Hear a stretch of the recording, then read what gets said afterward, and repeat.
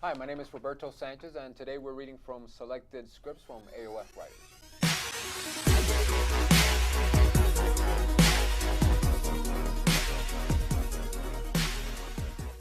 Miriam turns, too late, bumps into Lonnie.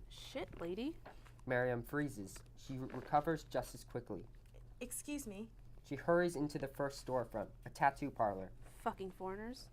Lonnie looks behind him. Emily and Joan stop in their tracks. He tosses the magazine on the counter and strides on. Joan takes off after Lonnie. Emily Jiggle runs after Joan. Miriam exits the tattoo parlor, hyperventilating as she hurries to catch up. The classic ABC surveillance technique forgotten. Further down the street, Lonnie turns into an alley. Joan stops. Miriam and Emily join her. It could be a dead end. Not in downtown Seattle. How do you know? I live here. A van with Henry's HVAC on the side drives out of the alley. The ladies don't notice Lonnie behind the wheel. Then you go in. Miriam rubs her temples to block out their quarreling. You're the one who's so gung-ho. Up the street in a Kingman electric van, Ortiz takes photos.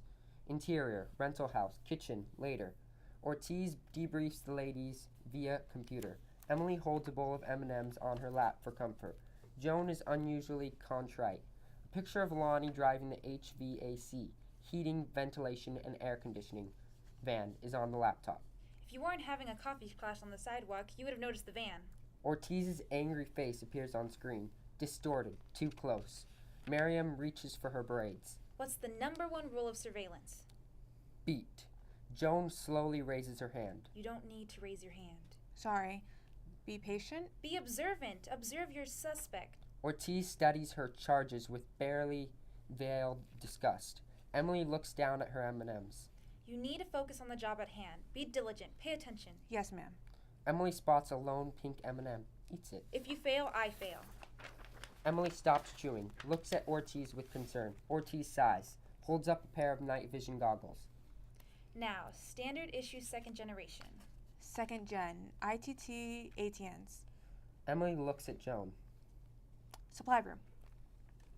Exterior, Lonnie's street, later that night. Lonnie's pickup is parked on his lawn. He's home. At the rental house, through the pictured windows, tattered shears can be seen, the dim glow of 3 green lights. Interior, rental house, night. The room is dark. The ladies wear night vision goggles, looking like green-eyed cyclopses. When was the last time you saw 3 women our age living together? What are we supposed to be? A halfway house for divorcees? Or lesbians. Miriam and Emily turn and look at Joan. Their goggles autofocus on her. It's possible.